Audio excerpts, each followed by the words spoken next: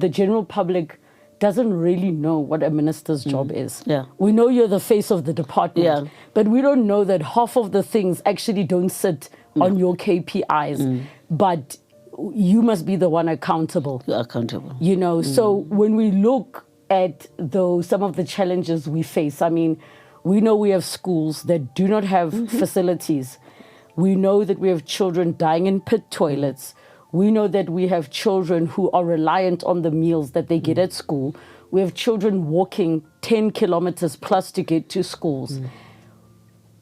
Whose responsibility is it to solve those other issues? I mean, some of them become spill into social development, but maybe help us understand. I'm so happy you asked that question, because basic education is responsible for what happens in the school in terms of learning and teaching. So in the classroom. In the classroom.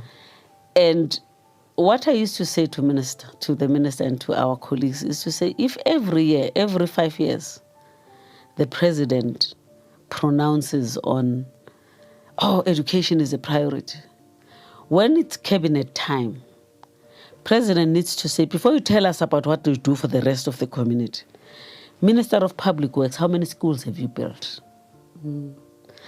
You know, Minister of Water and Sanitation, how many toilets have you fixed?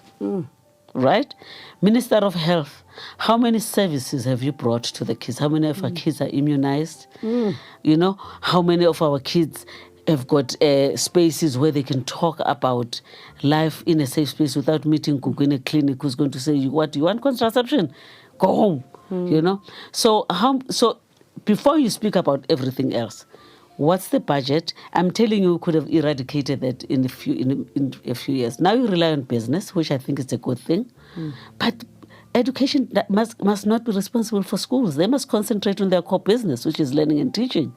And public works must build schools and fix schools. SEPs must make sure that schools are safe. But if you don't hold every minister accountable for what you call a priority, then it's lip service.